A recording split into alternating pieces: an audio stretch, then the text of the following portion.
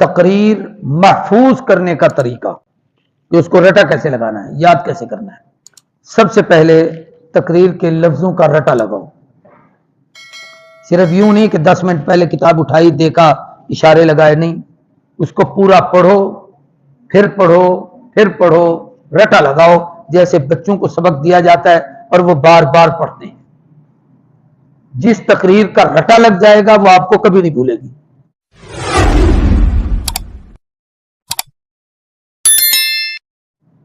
جس مجمع میں آپ کھڑے ہوں گے وہاں کامیاب ہوں گے، ایک بات۔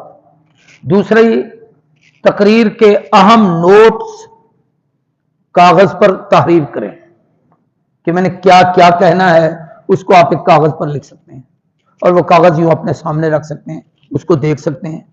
آپ میں سے آج کل کسی نے پیر ذوالفقار صاحب کو دیکھا ہو تو وہ اتنا لمبا گتا ہوتا ہے، اس کے اوپر پورے وہ جیسے امتحانی پرچے نہیں ہوتے ویسے پرچہ رکھا ہوتا ہے اور اس پہ اشارات لکھے ہوتے ہیں۔ عمر کا تقاضا ہے، بوڑھا آدمی ہے، بھول جاتی ہے کہ میں نے بات کیا کہنی ہے، تو اس میں وہ ساری ترتیب ہوتی ہے، یہ آیت پڑھنی ہے، اس کا یہ مطلب معنی بیان کرنا ہے، پھر اس حدیث کو بیان کرنا ہے، پھر اس کے ساتھ اس بات کو جوڑنا ہے، پھر میں نے تلقین میں نماز کا کہنا ہے، پھر اس کے ساتھ ذکر کی بات کرنی ہے، پھر ان کے ساتھ قرآن کی تلاوت کی بات کرنی ہے، پھر ان کے ساتھ درود شریف پڑھنے کا تذکرہ کرنا ہے، پھر آل اللہ سے جڑنے کا ذکر کرنا ہے، پھر مختلف بزرگوں کے اشعار سنا کر ان کو محفوظ کرنا ہے، یعنی وہ سارا کچھ اس میں لکھا ہوتا ہے۔ تو اس طریقے سے رٹا لگائیں زبانی اور لکھے ہوئے وہ نوٹس بھی اپنے پاس رکھیں، اگر ضرورت پڑے تو وہاں سے دیکھیں، نہ پڑے تو نہ دیکھیں۔ اور جب اس تقریر کو لکھی ہوئی کا رٹا لگ جائے گا تو پھر آپ اس کو تنہائی میں پڑھیں، خود اندازہ ہو جائے گا کہ میں ساری تقریر مکمل پڑھ چکا ہوں یا کہیں بھولا، تو آپ جہاں بھولے ہیں وہاں اس کو دیکھیں، اور اگر نہیں بھولتے تو پھر ٹھیک ہے، آپ کو رٹا لگ گیا۔ اب اس رٹے کو اپنے ساتھیوں میں سنائیں۔ آپ کے ہم یہ گروپ پتہ ہے کیوں بناتے ہیں؟ یہ صرف اس لیے بناتے ہیں کہ پہلے خود کو سناؤ، پھر ان 6 ساتھیوں کو سناؤ، سنا لینے کے بعد جو 6 کو سنا سکتا ہے وہ 60 کو بھی سنا سکتا ہے، جو 60 کو سنا سکتا ہے وہ 600 کو بھی سنا سکتا ہے، جو 600 کے سامنے سنا سکتا ہے وہ 6000 کے سامنے بھی کہہ سکتا ہے۔ تو یہ ترتیب ہوتی ہے کہ اس کا رٹا لگانا ہے۔ تقریر کو یاد کرنے کے لیے اٹھتے بیٹھتے چلتے پھرتے مشق کریں۔ اس سال میرے نزدیک آپ لوگ سست ہیں، ورنہ جو پچھلے سالوں میں ہمارے پاس بچے ہوتے تھے نا جی، کوئی اس درخت میں سر دے کے جناب تقریر کر رہا ہوتا تھا، کوئی اس طرف کھڑا ہوتا تھا، کوئی وہاں کھڑا ہوتا تھا، کوئی اس لائن کے ساتھ یوں چلتا جاتا اور بولتا جاتا پھر بولتا آتا تھا۔ اس طریقے سے یہ رٹا لگاتے تھے، یاد کرتے تھے۔ چلتے پھرتے اس کی مشق کریں۔ اپنے مخلص دوستوں کو بغرض اصلاح تقریر سنائیں۔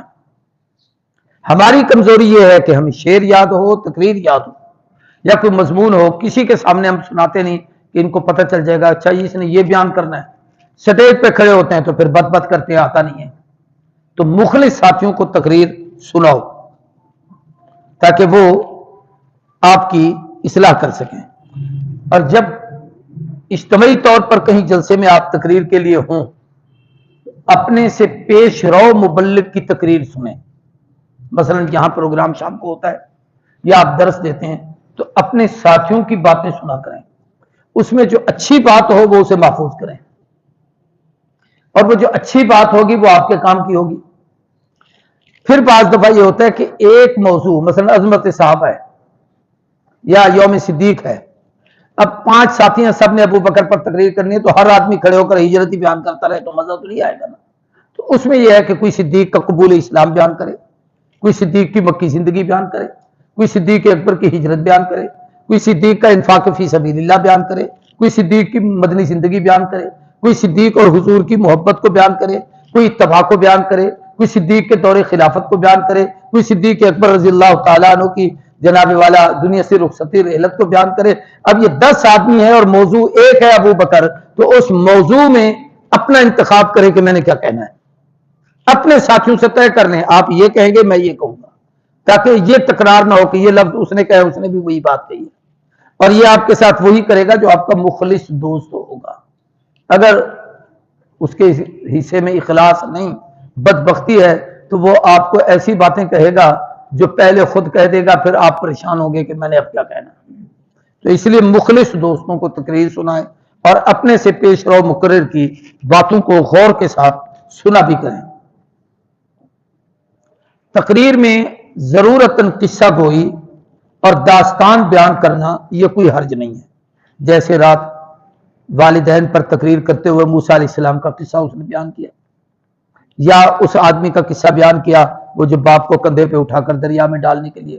یہ بات سمجھانے کے لیے ہوتا ہے کہ جیسے تاریخ میں یہ واقعات ہیں تو تاریخ تو اپنے آپ کو دہراتی ہے. اس وقت ایسا ہوا، ہم ایسا کریں گے تو ہمارے ساتھ بھی ایسا ہوگا. جن اسکولوں میں، مدرسوں میں، اداروں میں بزم ادب ہوتی ہے تو تقریر سیکھنے کے لیے بزم ادب میں حصہ لیا کریں. یعنی اصلاح البیان ہے، یا یہ ہے کہ بھئی کوئی بھی بزم ہے، یا آج کل بہت ساری یہ جو تقریریں بھی ہیں ان بزموں کی لکھی ہوئی ہیں، بزم اشرف اور بزم انور اور بزم بنوری اور بزم شامزائی اور بزم فلاں، بزم یوسف لدھیانوی. تو یہ اصل یہ ہے کہ یہ ان کی تقریریں نہیں ہیں، یعنی ان بزرگوں کے نام کی بزم بنی ہوئی ہے، بزم شیخ الہند، اور اس نام پہ وہ لوگ تقریریں کرتے ہیں. تو آپ اس بزم میں تقریروں میں حصہ لیا کریں. ایک بات اور یاد رکھیں، تقریر میں اگر اپنے بزرگوں کے ساتھ بات کرنے کا موقع ملے تو کوشش کریں کہ میں پہلے بول لوں، بزرگ بعد میں بات کریں. اور اگر کسی غیر کے ساتھ آپ کو تقریر کا موقع ملا ہے، مثال کے طور پر مشترکہ جلسہ ہے، اس میں دیوبندی بھی ہیں، بریلوی بھی ہیں، اہل حدیث بھی ہیں، یا بعض دفعہ ویسے ہی مشترکہ ہوتا ہے تو ہر طبقے کے لوگ ہوتے ہیں. آپ مولوی ہیں، اس میں تاجر بھی ہیں، اس میں ڈاکٹر بھی ہیں، اس میں وکیل بھی ہیں، اس میں پروفیسر بھی ہیں. جب اس قسم کا مشترکہ جلسہ ہو تو پھر آپ اپنی حیثیت کو دیکھیں کہ میں ان میں سے اچھی تقریر کر سکتا ہوں یا نہیں. اگر نہیں کر سکتے تو پھر آپ اپنی تقریر پہلے کر لیں. اور اگر صلاحیت ہے بہتر تقریر کرنے کی تو مشترکہ اور مختلف لوگوں میں آخری تقریر کیا کریں. آخر کی تقریر کا ایک فائدہ آپ کو یہ ہوگا کہ اگر کوئی شخص پہلے تقریر کر کے آپ پر، آپ کے استادوں پر، آپ کے مسلک پر، آپ کے عقیدے پر، صحابہ، اہل بیت یا اولیاء پر کوئی تنقید کر جائے تو آپ کو اس کا جواب دینے کا موقع ملے گا. اور اگر آپ نے آخر میں تقریر کی پہلے کر دی، اس نے بعد میں زہر جو چاہے گا وہ اگلے گا تو ہم اس کا جواب تو نہیں دے سکیں گے. تو اپنے بزرگوں میں ہوں تو آخر میں تقریر پہلے کریں کہ ہم نے ان کی سننی ہے، وہ ہم سے بڑے ہیں، بڑوں کے بول بھی بڑے ہوتے ہیں تو ان کی تقریر آخر میں. اور اگر آپ ان لوگوں میں سے ہیں کہ جناب مختلف لوگوں سے آپ کو موقع مل رہا ہے گفتگو کرنے کا ان کے ساتھ، تو پھر وہاں پر آپ کی تقریر آخری ہونی چاہیے تاکہ اگر وہ کوئی گڑبڑ کر جائے تو اس کا جواب بھی دے.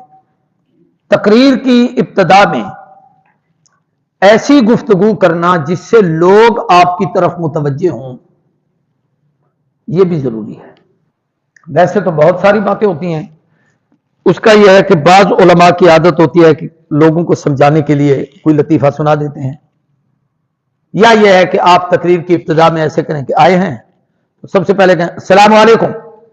تو آپ کو کسی نے سلام کا جواب نہیں دیا تو پھر آپ کہیں کہ دیکھیں میں نے آپ کو سلام کیا، آپ نے میرا جواب نہیں دیا، السلام علیکم ورحمۃ اللہ وبرکاتہ. تو اب آپ کو جواب دیں گے. یا یہ کہہ دیں کہ بھی علماء سے سنا ہے سلام کرنا تو سنت ہے، جواب دینا واجب ہے، میں سلام کر رہا ہوں آپ مجھے جواب نہیں دے رہے. اب لوگ آپ کی طرف متوجہ ہو جائیں گے کہ یہ کہنا کیا چاہتا ہے. اس لیے تقریر سے پہلے کوئی ایسی بات جس سے آپ ان کی توجہ اپنی طرف مبذول کر لیں، یہ تقریر کا حسن ہوتا ہے. یا یہ کہ بھئی اس طریقے سے میں آج آپ کے سامنے ایک ایسا اہم موضوع بیان کرنا چاہتا ہوں جس کی افادیت بہت زیادہ ہے، جس موضوع کی وجہ سے آپ کو بہت بڑا فائدہ ملے گا. اب لوگ کہیں گے کیا کہنا چاہتا ہے، تو لوگ توجہ کریں گے کہ وہ موضوع کیا ہے. مولانا غلام غوث ہزاروی رحمۃ اللہ علیہ کا ہم نے آخر دور دیکھا تھا، یہ انور شاہ کے شاگردوں میں سے تھے. مولانا ادریس کاندلوی کے ہم سبق تھے. آخر عمر میں جمعیت علماء اسلام کے جنرل سیکرٹری بھی رہے، حضرت درخواستی امیر ہوتے تھے. تو یہاں ہمارے یہاں چوک راضی ہے، یہاں ایک جلسہ ہوتا تھا. یہاں جلسے میں تشریف لائے تو مولانا لقمان علی پوری، مولانا ضیاء القاسمی اور مولانا غلام غوث ہزاروی تھے.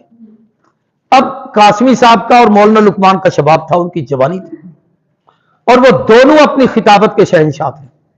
جن لوگوں نے مولانا لقمان کو دیکھا ہے ان کا تو سٹیج پہ آنے کا سٹائل ہی ایسا ہوتا تھا کہ ان کو آتے ہوئے لوگ ہنسنا شروع ہو جاتے تھے کہ بابے نے آتے ساتھ ہی کوئی مثال سنانی ہے، کوئی لطیفہ سنانا ہے، تو لوگ متوجہ.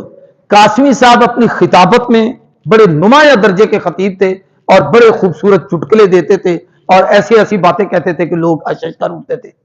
یہ ان کا ایک فن تھا خطابت کا. اب حضرت ہزاروی بوڑھے پرانے دور کے آدمی، اور پھر ان کو یہ نئی فنکاری ہیں جو اب ہمیں نہیں آتی، آج کل کے نئے خطیبوں کے سامنے فنکاری ہیں، ہم بھی پرانی ڈگر پہ باتیں کرتے ہیں، تو اس بابے کو کیا آنی تھی. تو حضرت ہزاروی خاموش.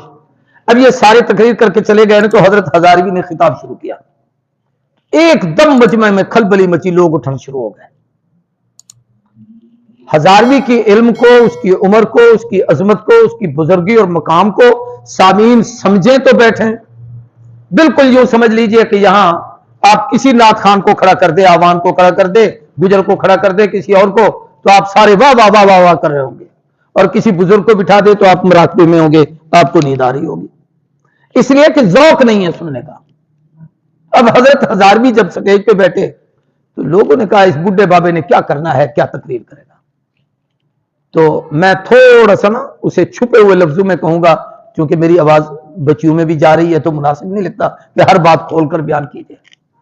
تو فرمانے لگے کہ بھائی ہم جب فوراً حضرت نے ایک لطیفہ سنا ہے، فرمایا میں بڑا بوڑھی آواز تھی، میں تقریر شروع کرنے سے پہلے آپ کو ایک بات بتاتا ہوں، وہ غور سے سن لیں. تو جاتے ہوئے لوگ بھی کھڑے ہوئے کہ بابا کیا بتانا چاہتے ہیں. لوگ رک گئے. تو اسمبلی میں ایک خاتون بھی تھی ہمارے ساتھ، قومی اسمبلی میں، تو وہ بڑی عجیب تھی. وہ جب بولتی تھی تو آنکھوں سے بھی بولتی تھی، یوں کر کے دکھایا، پھر منہ سے بھی بولتی تھی، پھر سر سے بھی بولتی تھی، پھر چھاتی سے بھی بولتی تھی، اور یوں ہو کے کہا یوں بھی بولتی تھی. اش اش کر اٹھی دنیا، سب لوگ ایک دم بیٹھ گئے. 2.5 گھنٹے مولانا ہزاروی نے تقریر کی، ایک آدمی بھی مجمع سے ادھر ادھر نہیں گیا. تو میں اصل وہ سمجھانا چاہتا ہوں کہ جب آپ لوگوں میں یہ دیکھیں کہ اتنی سہمے ہوئے ہیں، سناٹا چھایا ہوا ہے، بیٹھ بیٹھ کے تھک گئے ہیں، نہیں سن رہے، جلسہ اتنا لمبا ہو گیا ہے، تو اس وقت اس خطیب کو یہ فن آنا چاہیے کہ کوئی ایسی بات کہے جس سے وہ تر و تازہ ہو جائے. جیسے کل میں نے آپ کو سنایا کہ ہمیں علامہ کاشمیری رحمت اللہ علیہ 3 گھنٹے بخاری اور ترمذی پڑھاتے تھے. 3 گھنٹے میں حیران ہو جاتے تھے کہ وہ بھی ایسے ہی بیٹھے رہتے اور ہم بھی ایسے بیٹھے رہتے، کوئی طالب علم اٹھتا نہیں تھا. حضرت کی عادت تھی ہر آدھے پونے گھنٹے کے بعد ایک خوبصورت لطیفہ سناتا ہے، اور اس لطیفے میں زعفرانی پھیل جاتی، لوگ متاثر اور محظوظ ہوتے، اور پھر آگے سبق شروع ہو جاتا. سارے طلباء نئے ہو جاتے تھے اور مطلب ہوشیار ہو جاتے، پھر آدھا پونا گھنٹہ سبق پڑھا کے پھر کوئی بات سنا دیتے. تو یہ خطابت کا ایک حسن ہوتا ہے کہ اس طریقے سے ان کو ایسا کرنا چاہیے. یہ چند باتیں میں نے آپ کو سکھائی ہیں اور سمجھائی ہیں کہ تقریر کو محفوظ کرنے کا طریقہ کیا ہے، اور اس کو تقریر کرنے کے لیے ان میں کن چیزوں کا کیا طریقہ استعمال کرنا